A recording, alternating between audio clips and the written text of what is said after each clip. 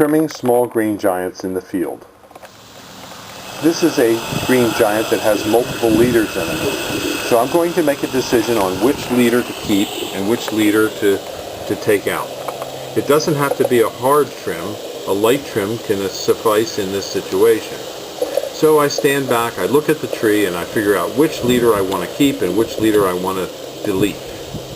Now I'm going to trim this tree also around the sides, but I'm going to trim it harder on the side where it faces the sun all day, because that gets lots of sunlight and the other side does not. So I want to try and attempt to make this tree as uniform as I can through trimming, and also give it the appearance that I want and the shape that I want. So I just trim little bits here and there slowly, going around the tree to get the shape that I want. Standing back, looking, seeing which branches need trimming, and knocking off little bits at a time. You don't have to cut much. I can cut more than this. The tree will recover. But that should just about do it.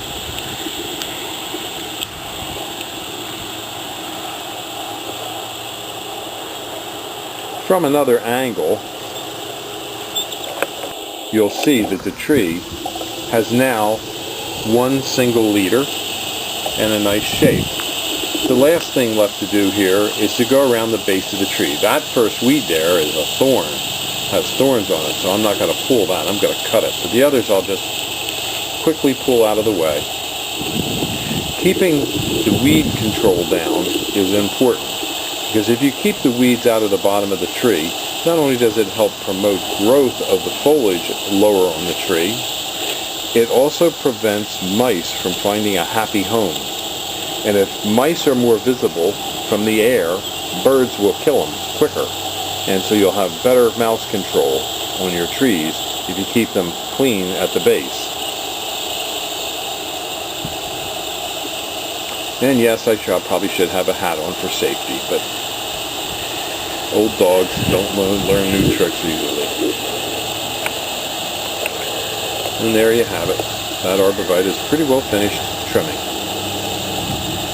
Now some Arborvitaes get rubbed by deer. And the next Arborvitae I show you will show some hard rubbing by deer and what I do in these cases. As you can see, some buck rubs are evident in this field. And some of them are pretty severe. This tree here will be a challenge for trimming. But you start in there by looking at that main leader that's been damaged and saying, that's got to go. And after that, you can make a determination about the rest of the tree. So I'll start in there and I'll just trim that main leader out. It's worthless anyway. Perhaps the rest of the tree is worthless as well.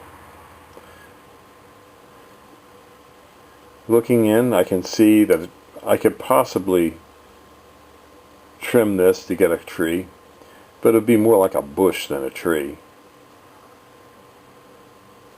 So I'll just make up my mind and say, heck with it. I'm going to trim this one completely out of the way.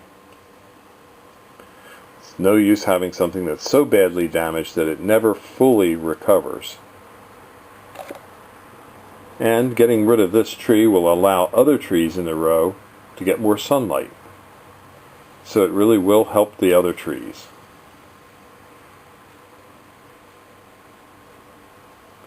Not all buck rub trees have to be destroyed.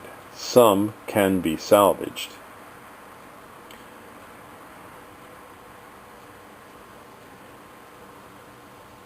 This tree is heavily buck rubbed. However, it can be salvaged, and here's how I do it.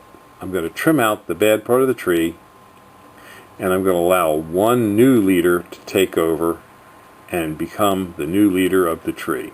The tree will still have some symmetrical nature to it and recover quickly.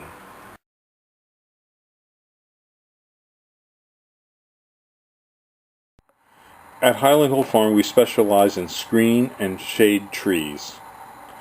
We also deliver and install to eastern U.S. locations. We have a location in Lenore, North Carolina, Fountainville, PA, and Milan, PA. So we service most of the eastern United States. We also have small liners, seedlings, and large trees available. We ship on our trucks or tractor trailers. You can stop in our main location at 5275 West Swamp Road, Fountainville, PA, or you can also just send pictures of your site if you want us to review site pictures. We'd be glad to do that for you as well. So don't hesitate. Call us now at 215-651-8329. Thank you.